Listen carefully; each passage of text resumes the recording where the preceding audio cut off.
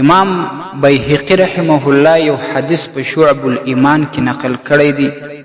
معارف الاسلام اداره ابن عمر رضی الله عنه د هغه راوی دی، وایي چې رسول اکرم صلی الله علیه وسلم یو صحابي ته وصیت کوي، هغه ما واورېدی.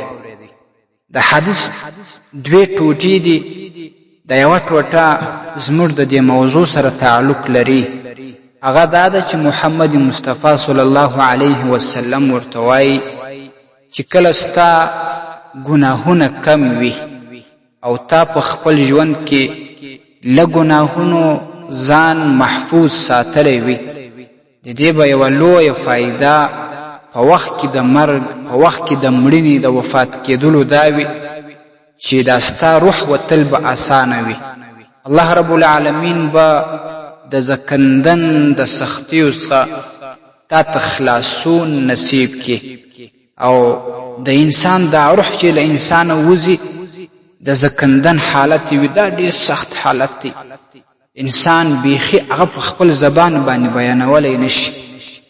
یو کتاب کې مې دا ولیدل چې دومره دا روح په سختي باندې له انسانه وځي، له بدنه راټولیږي لکه یو اغزنه لښته یا اغزن لرګی چې چپه په وړیو باندې، په پنبه باندې یا مالوچو باندې ننه باسي او هغه په دې مالوچو کې راکشی، نو د دې اغزیانو سره هغه مالوچ یا پنبه یا وړی څومره زیاتې راکشیږي ځکه په دې اغزیانو کې هغه بندې وي. نو دا روح هم په انسان کې داسې سخت دی چې د زکندن په حالت کې د انسان نه دا روح وځي، دا ډېره په سختي باندې وځي.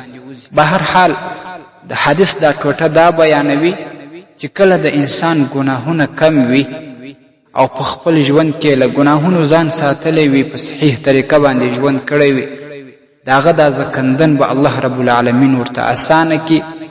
دا روح وتل د بدن څخه دا به ورته اسانه شي، روح به په اسانۍ باندې وځي، دومره تکلیف دته نه ورکول کېږي.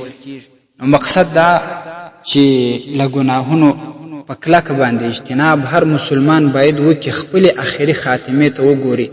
بس عاقل، هوښیار او پوه انسان همدغه دی.